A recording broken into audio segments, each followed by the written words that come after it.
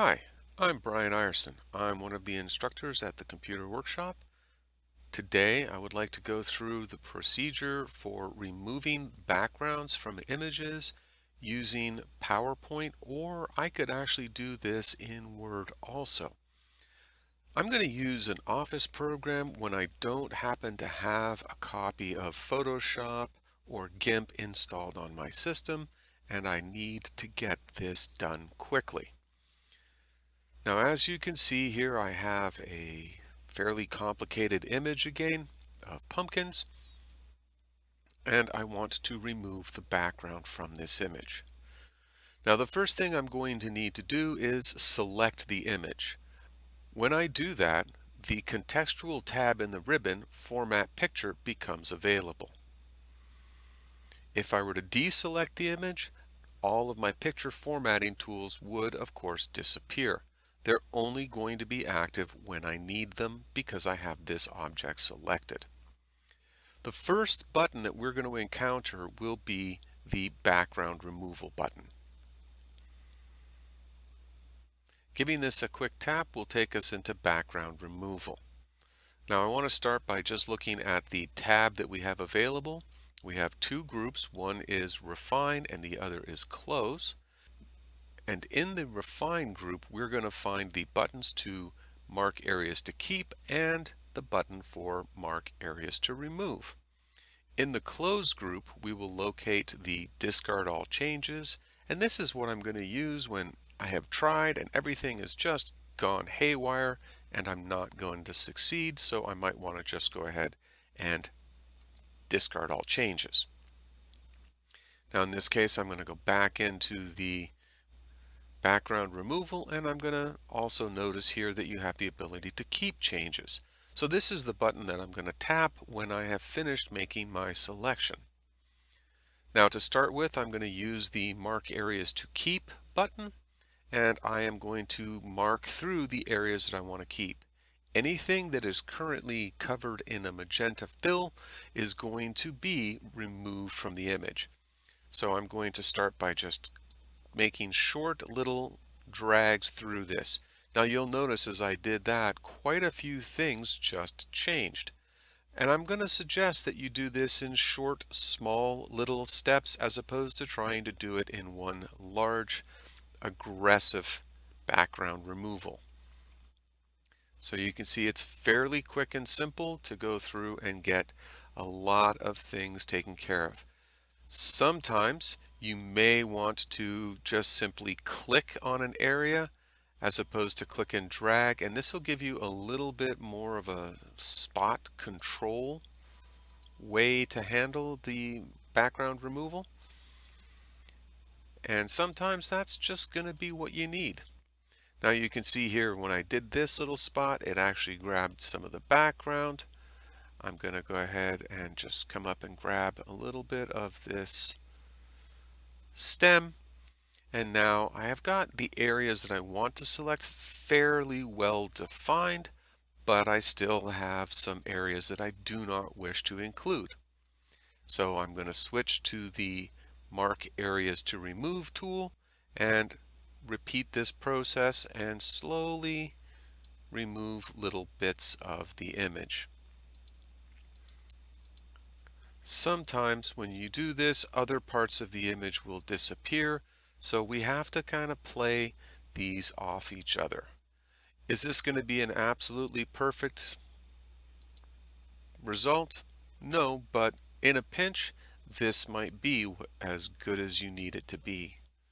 So I am going to finish trying to get this a little bit more refined, and I think I am happy with the way this is looking. Don't forget, sometimes you want to zoom in, and you can do that by holding down the control key and using the wheel on your mouse. That will allow you to zoom in and out of your image so that you can focus on tiny detailed parts. At this point though, I am feeling pretty good with what I've got so far, and I am going to go ahead and keep my changes. I'm going to commit this by coming up and clicking the Keep Changes button. Now, as you can see, this is not particularly particularly a really nice edge. It's very jagged, very rough. So I'm going to soften the edges, and I can do this by coming up to my Picture Format tab and looking in the Picture Styles group where you can see the Picture Effects button. In this drop down, I can go ahead and look at the soft edges. And this will give me a list of their preset defaults. This is a live preview gallery, so you can see quick, automatically or pre-built options. You are also able to go ahead and choose the Soft Edge Options button, which will open the Format panel on the right side of your screen. Another way for me to access the Format Picture panel is to simply right-click anywhere in the picture and choose Format Picture from the contextual menu. This will open up the Format Picture panel here on the right side of my screen. You'll notice that you are going to start by coming to the Effects tab here in the panel. It looks like a little pentagon, and I'm going to scroll down through and locate the soft edges that I can click the little arrow there to expand this. You can see you have access to the existing presets. They're all available to you still. Now, none of those presets work for me, so I'm going to use the size slider right here. And I'm just going to go ahead and bump this up just a tiny little bit, and you can see that that is beginning to soften those edges.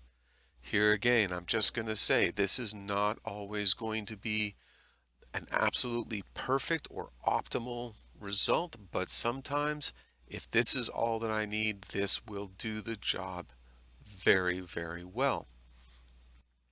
Once I'm happy with what I've got, I can go ahead here and close the Format Picture panel. And now it is time to take this image and put it into some other application. Question is, how do I do that? It's currently an image that I have inside of a PowerPoint file. Now I'm going to simply right-click on that image. Try not to wiggle my mouse when I do that.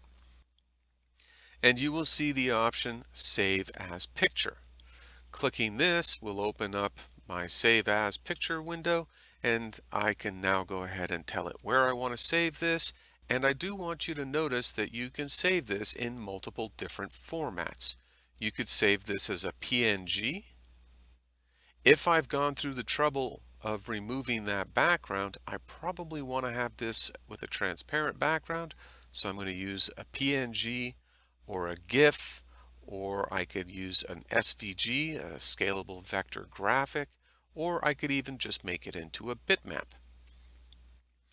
If I am not worried about transparent backgrounds, I want to get the best image quality, if you would, I'm going to go ahead and save it as a JPEG.